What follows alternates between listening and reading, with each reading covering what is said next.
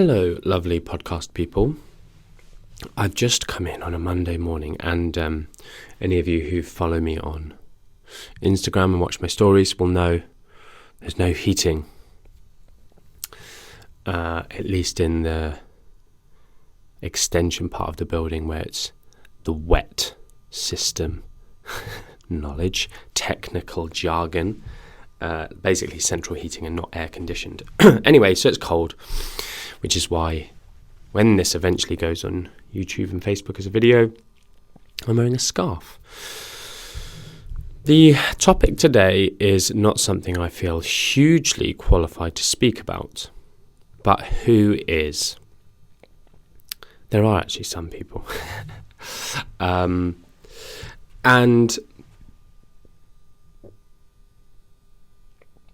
it's come from someone DMing me. They just found me yesterday. They started binging on all my podcasts, and they've previously had huge success with Weight Watchers with regards to the amount of weight they lost. Now they've put weight back on, and they have a horrific relationship with food. And she's it's been like an awakening to hear lots of the content that some of you will have heard me speak about before. All sorts of the different things that, reasons I started the podcast. Not necessarily to talk about specific research papers, but talking about some of the realities of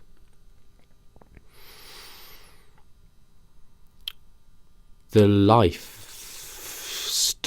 that, I don't know if there's a good way of putting it. Some of the issues that people face when dieting, whether that's being able to get to their goal weight or issues that they end up giving themselves with regards to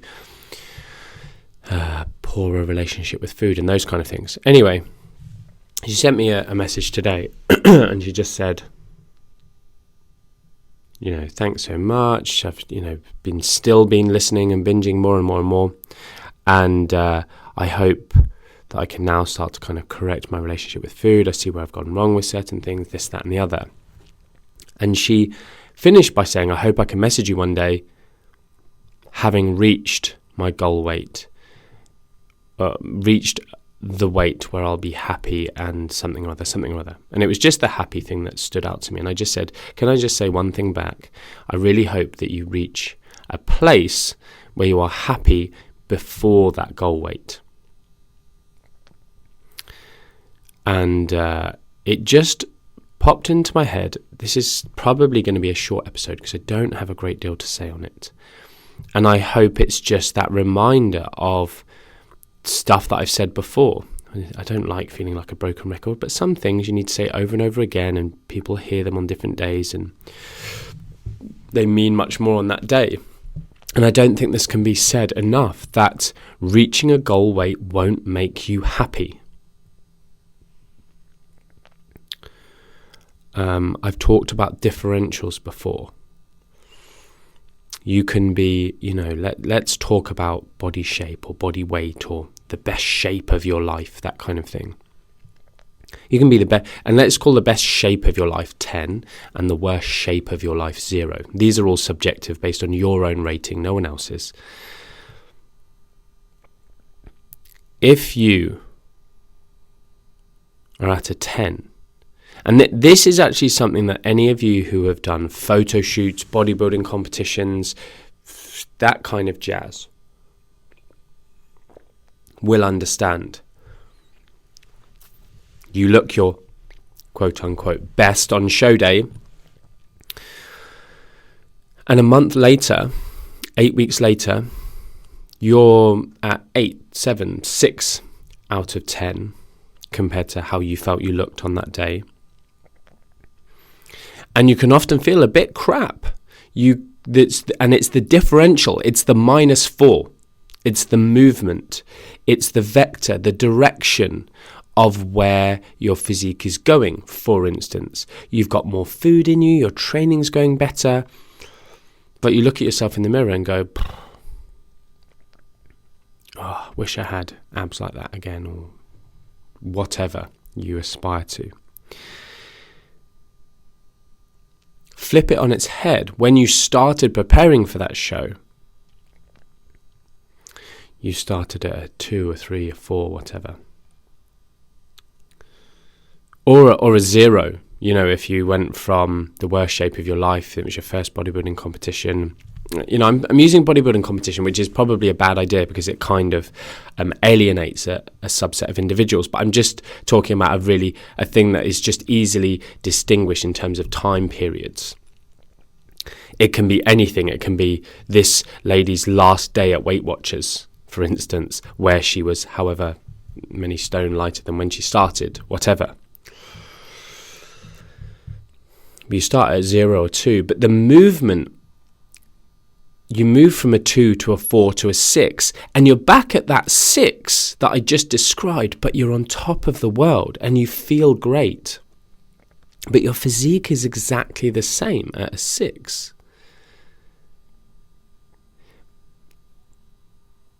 And this is where enjoying the process is important.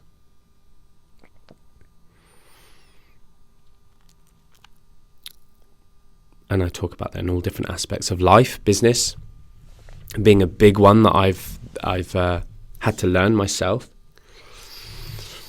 That actually the destination is pretty underwhelming. It's the process that you really want to enjoy and savor. So I've got a key thing I want to say in this podcast, and it'll be essentially what I say at the end. But this differential is something that's worth paying attention to. And it's worth understanding that sometimes just putting one foot in front of the other and being committed to a goal and just practicing like self-care or whatever, often that's what's making you feel better. It's the process of self-improvement. It's where your head is at during that. And this is why I talk about acceptance so much. Accept. I want to emphasize the word I'm saying. Accept that during certain times you won't have this drive and motivation and headspace and time to put everything into your exercise routine, the exercise that you love, eating the way that you feel your best and nourish yourself. And you can diet from a good place. You can want to change your body from a good place. And often it's just that fact that you're in that good place where you can do the things that you enjoy that are great. It's not the fact that you're losing weight or building muscle or doing whatever it is, getting stronger. So the point being is, if you are in your best shape, you won't necessarily be happy for a multitude of reasons. But again, if you go from a 10 to a 9, it's the fact that you're moving in that direction is going to be the thing that you're unhappy about. It's whatever's happening in your life. It's that you're not motivated. You're in great shape, but you're not seeing progress, or you're not enjoying your training at that time. You've overtrained yourself, whatever. You're in your best shape, but you are, to be in that shape, and this is the crux of this podcast really, to be in that shape, you're making certain sacrifices. And your best shape may be a very moderate goal. And therefore you're not making that many sacrifices. And therefore, fantastic if you're happy there. And some people have this goal in mind of this certain body shape or size or whatever. And to get there, a lot of sacrifices in the rest of their life are necessary. And so with this woman, and with some of you listening, and those of you who even coaches can maybe point clients to this, for them to think about stuff and maybe have these discussions with them of if they can get to a happy headspace before they get to their goal. if they can detach happiness from how they look as much as possible. And this is when I say that I'm not an expert, because I'm not going to quote studies on this specifically or anything like that, and I'm not going to give you exact tools on how to do that, although obviously I have recorded these previous podcasts on gratitude and happiness, and they're worth a listen, I think, based on the feedback I've got anyway. So if you can get to that happy headspace ahead of time, you can then have a new discussion with yourself as to whether the goal you have previously set when maybe you were more unhappy is really what you need. And actually you're enjoying your training. You can maybe stop focusing so heavily on, I'm going to specify weight loss or fat loss as a goal, being overly specific with your food, and start to learn to live. I talk about coaching clients to live, teaching yourself to live, not having to count calories, not having to be mega specific with your food. And for some people, doing that gets them to their goal quicker because it keeps them away from the danger zone of disordered eating patterns, binges, etc., which completely undermine progress and your mental health. So this is what I said to that lady. I hope you can get to that place of happiness before that. Detach a way that you look, because looking a certain way doesn't make you happy. And you can find that happiness in the process because you are treating your body the way you think it wants to be treated. You're giving it food, you're nourishing it, you're not looking to food to make you happier. You know that eating highly palatable food gives us that reward, that hedonic reward. But it doesn't maybe fill the gap that we're trying to fill necessarily, if there are other areas of unhappiness. So,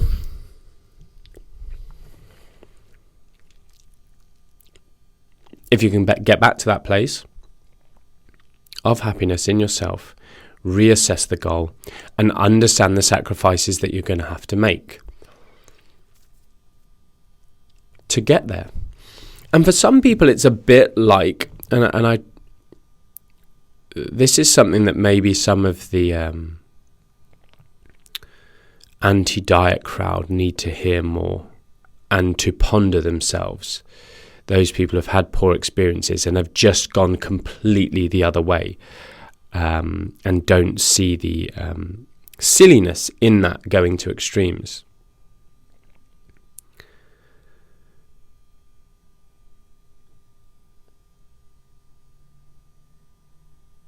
Is that sometimes getting into that shape is an endeavour like running a marathon.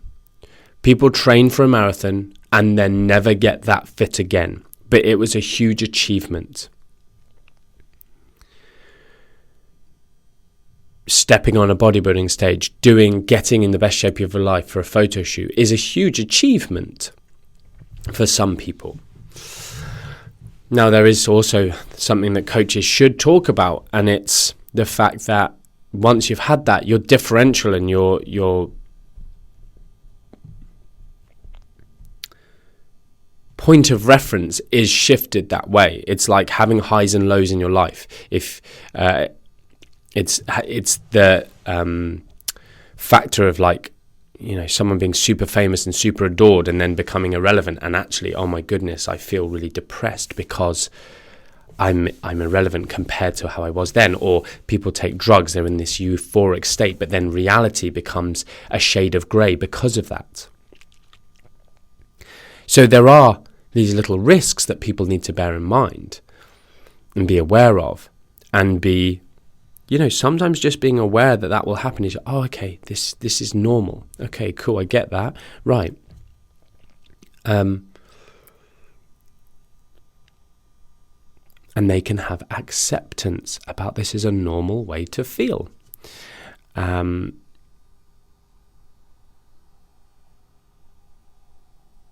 So, you can have that discussion with yourself. You can have that discussion that you're doing it from a place of happiness. And like I said before, people shouldn't be dieting unless it's an exciting endeavor. Don't hate yourself into change. It doesn't work. You can't guilt yourself into change. It's doing it from a positive, proactive, empowered standpoint. There will be restrictions that you place on them. What's your perception of that restriction? This is cool. It's going to change me. I'm really excited. I'm really enjoying cooking in this different way. I'm enjoying the differences in my training because of it, etc. So anyway, that's it really. Just a reminder that looking a certain way doesn't lead to happiness. And that focusing on too much on that will probably make you more unhappy. Getting to a point where you can accept your body how it is. You can love your body at every size. You can love yourself at any size and how you look in the mirror. And you can let other people's opinion of you wash over, and previous nasty comments, let yourself heal from them. But this stuff, it's super important, and it's not discussed enough in the fitness industry.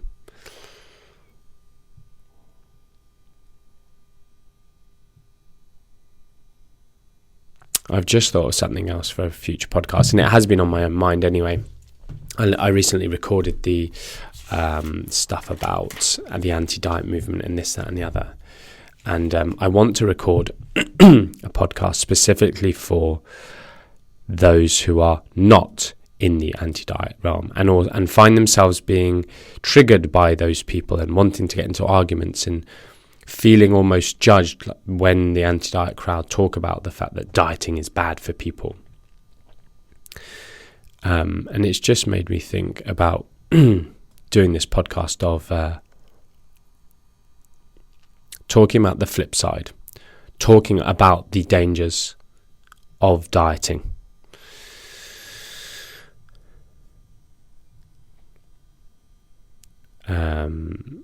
Anyway, so just dangers of dieting, because these are essentially inherent, and I think that's the problem. Is if you just diet in the right way, if you just do my boot camp where we promote a healthy relationship with food, and we don't demonize any food, and we just count calories, but it's really flexible and blah blah blah. There's no risk. There is, and I think that's the problem. That if you just do it in the right way, and then you can keep the weight off, and no, that's not the case. That scenario doesn't exist perfectly. So anyway, interested in your feedback on this podcast. It's a shorter one, I imagine, and I hope it's not been particularly upbeat, it's not been funny, but I hope it's at least encouraging or provides just an opportunity to reflect on your mentality around your body image. And yeah, you can go, this is actually, here's my practical advice. Here's me being a guide, a guru. That's what a guru is, isn't it? They're like a spiritual guide, being your guru. Go and follow some body positivity people. Not ones that necessarily trigger you because they're too wacky and saying stupid stuff, but just people who are like,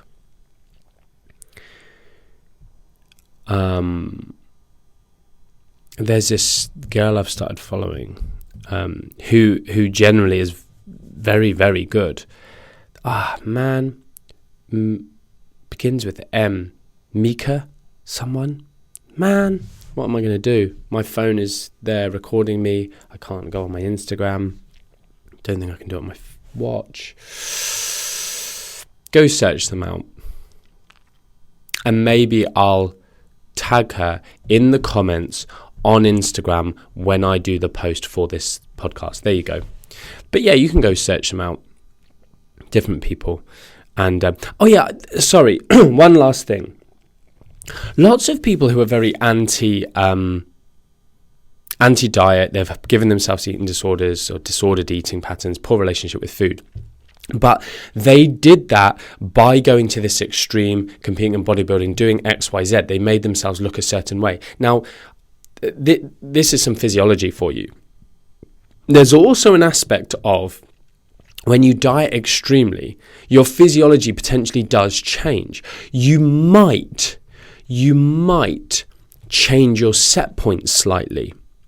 You might, now there's also the flip side of you might then put fat back on and more than you lost before, etc., etc. But often when you've got into this extreme shape, you put fat on quickly, but you're still miles away from where you started. And then if you can start to right things, but there is, you become super insulin sensitive, you become more leptin sensitive, your appetite signaling, once you get away from being really super lean, goes a bit back to normal. You've learnt more about your eating, you've got into training, you've built some muscle, blah, blah, blah, all these different things. And you see lots of these individuals where they go, this is me before I started competing.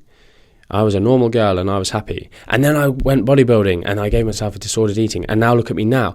And I think what a lot of these people forget is I see so many of these kind of activists, anti-diet activists, who are in amazing shape. And most of my clients in my, 10 plus years career would love to look how they look now in this person who is, I just eat intuitively and this, that and the other. And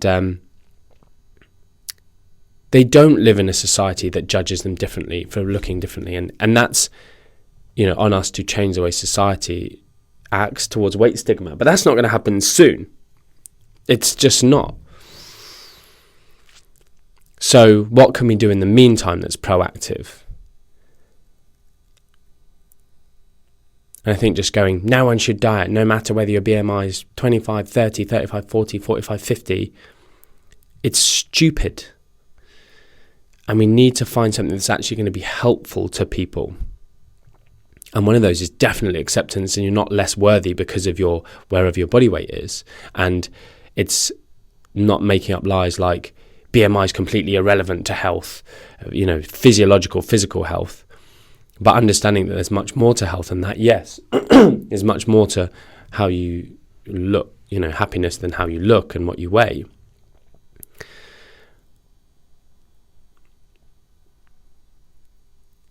But, it's happening now that intuitive eating crowds and intuitive eating Facebook groups and anti-diet groups, this, that and the other, and health at every size Facebook groups are literally kicking out their own, ostracizing their own whenever they mention anything about wanting potentially to change their body weight, their body fat levels. So anyway, there is potentially something to be said of maybe going through this process and realizing the sacrifices that will be there, but doing our best to keep people away from getting really, really poor relationships with food, disordered eating, becoming antisocial, anxious, and, increasing social anxiety so that they can't connect with friends and loved ones, etc., which are much more important for, long-term human health and happiness and those kind of things. Yeah, I just wanted to say, that kind of cropped into my head because there's quite a few of these individuals that are super, super anti-diet and super anti any kind of intentional weight loss. And I don't think they realise their privilege where they are. That's a horrible word, isn't it? Privilege. But they have this genetic privilege of them not dieting, them eating whatever they want and being happy, etc., and chilling out at, probably a BMI of 22 and, looking great by fitness industry standards even. They're not shredded, but they're just exactly where most of the women who came to my tour talks would want to be, and going, yeah, girls, just don't bother. And it's like, yeah, it's all right for you to say that.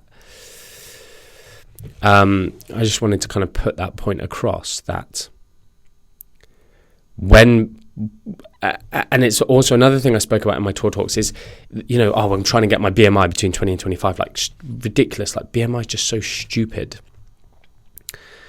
on an individual level. But so is going, I want abs, or I want to look like this person. So setting goals is difficult.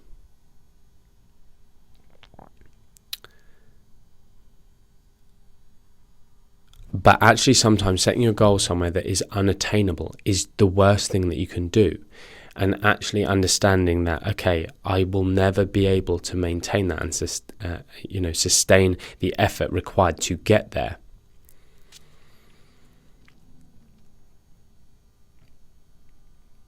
And this is why I talk about, okay, on the way, have a reassessment of what sacrifices you're having to make to get there, and are they worth it?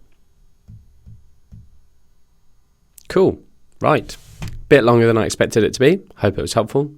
Until next time, much love.